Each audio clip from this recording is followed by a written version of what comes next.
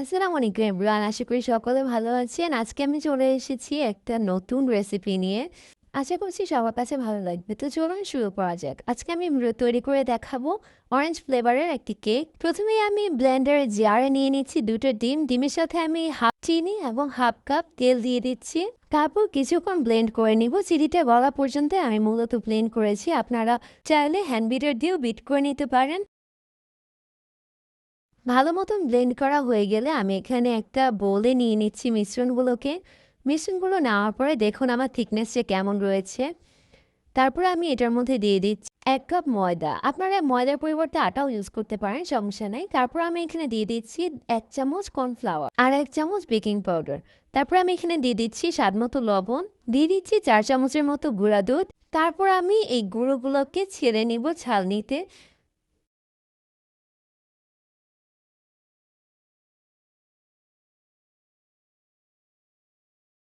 ভালো করে ছিলে নেওয়া হয়ে গেলে আমি একদিক থেকে মিশ্রণটাকে মেশানো শুরু করব।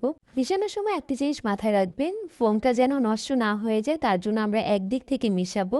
ফোমটা যদি নষ্ট হয়ে যায় তাহলে আপনাদের কেকটা ভালো হবে না।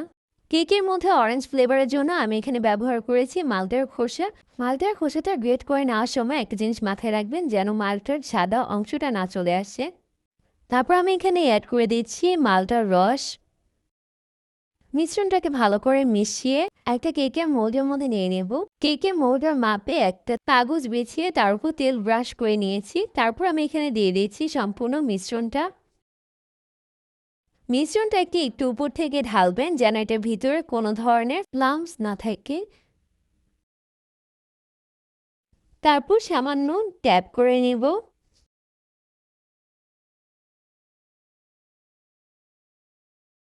তারপর একটা পাতিলের মধ্যে আমি একটা স্টেনার দিয়ে পাতিলটাকে হিট করে নিয়েছিলাম। তারপর আমি এখানে মোল্ডটাকে বসিয়ে ঢাকনা দিয়ে ঢেকে দিব। ঢাকনা দিয়ে ঢেকে 40 মিনিটের মতন এটাকে আমি বেক করে নেব। আপনাদের আগেই বলে রাখছি, আমি আসলে কেকটা বসিয়ে দিয়ে আমি ইজি হয়ে গিয়েছিলাম, যার কারণে আমার কেকটা একটু ওভার কালার চলে এসেছে। দেখুন আমার কেকটা রেডি হয়ে গিয়েছে। আপনারা 40 মিনিটের বেশি লাগবে না, না হলে কেকটা পুড়ে যেতে পারে।